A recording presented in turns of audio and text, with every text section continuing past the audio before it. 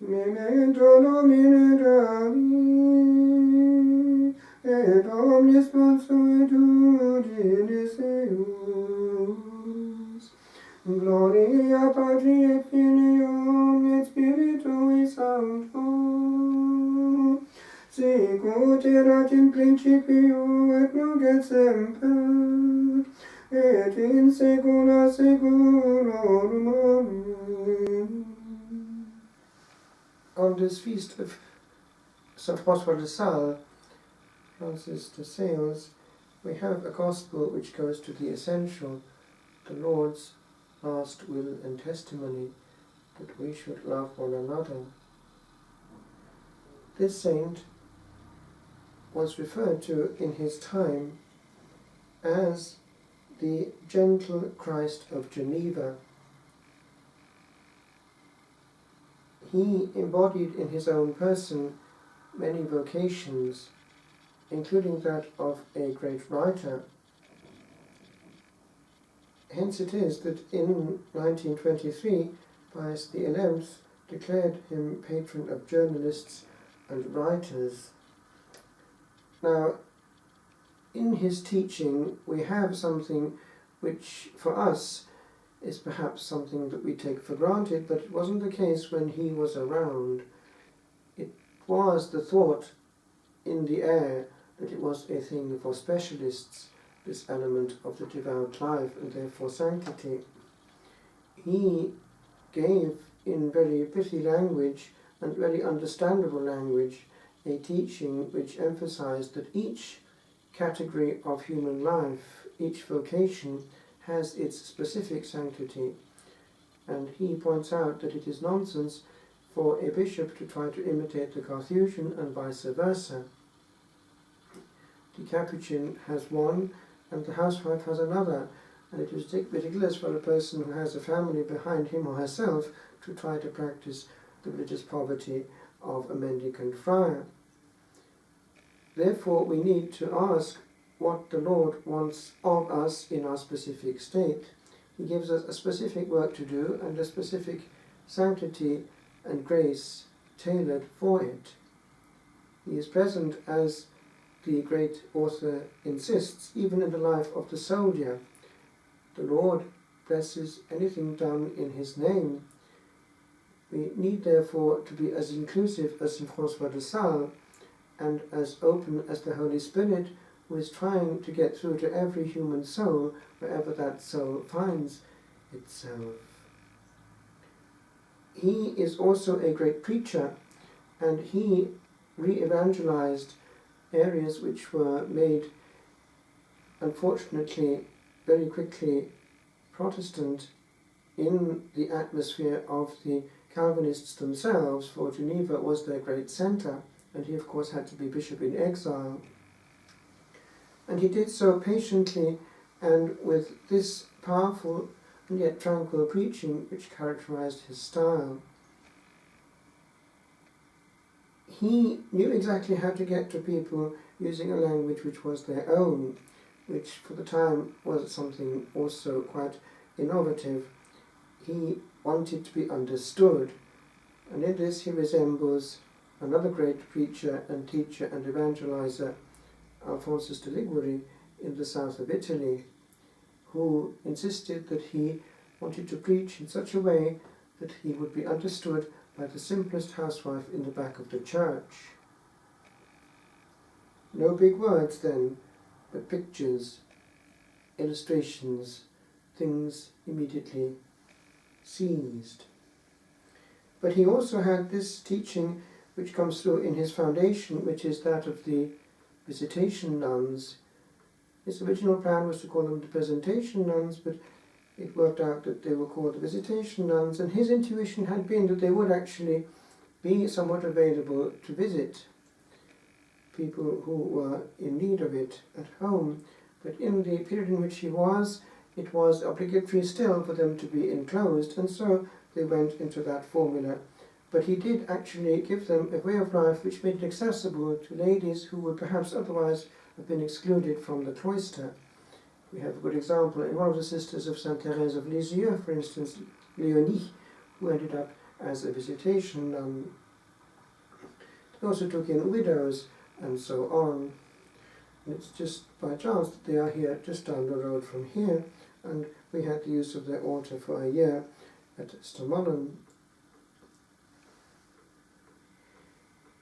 And it was to them that was revealed precisely the love of the Sacred Heart in one of their hidden daughters, Saint by now, Margaret Mary Alacoque, Paris-le-Monial. And where we used to celebrate the Latin Mass on a Sunday, I was facing that beautiful mosaic of the apparition of the Sacred Heart. So this gospel of love corresponds well to that image and this revelation.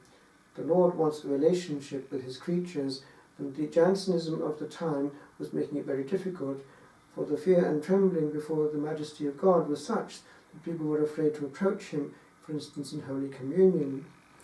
The Lord, in our terms, would be saying, I am on side with regard to my creatures. He is for us and not against us.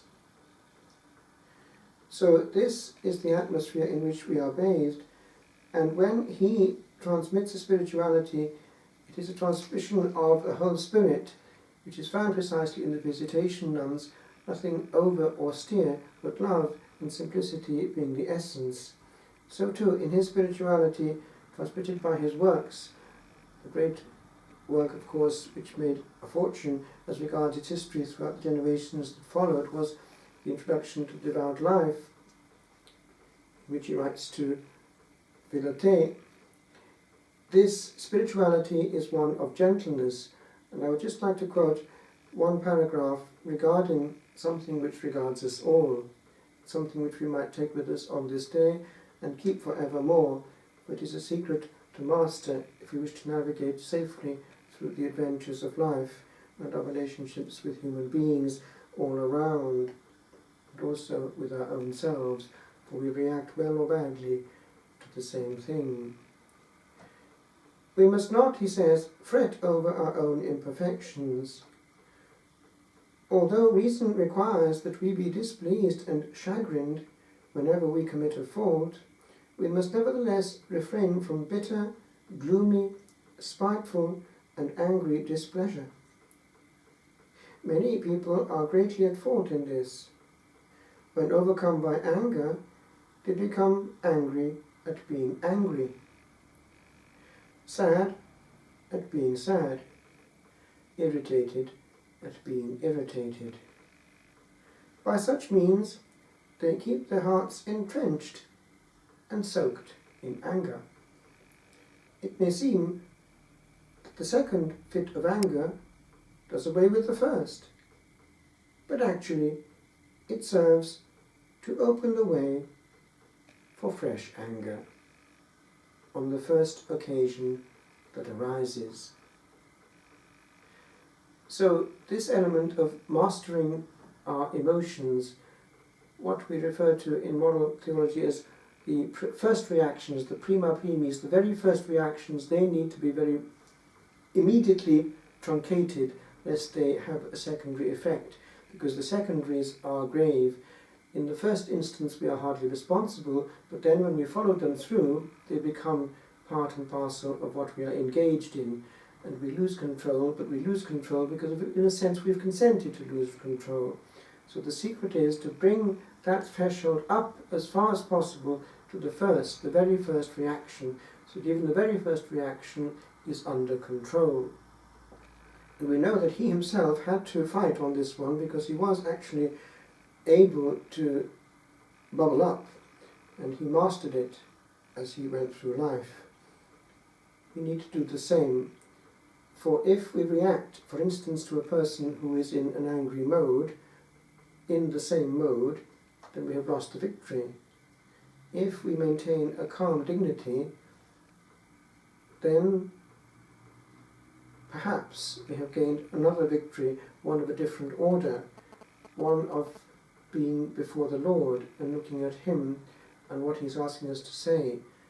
If, on the other hand, we gain the immediate victory, we lose that relationship with Him. He is not able to control us. And we have as the model the Lord Himself, who before Pilate, silent, answered only a few very dignified and majestic words. Jesus autem tacebat. Jesus was silent. Enough for us.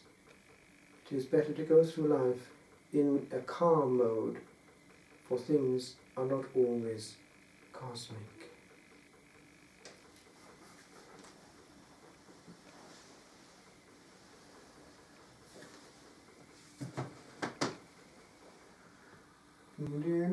Servus et prudens, quem constituit Dominus super familiam suam, ut egenis in tempore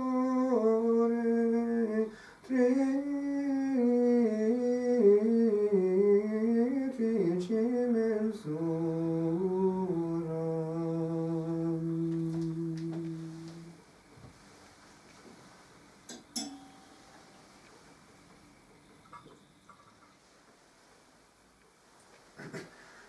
Ubi caritas et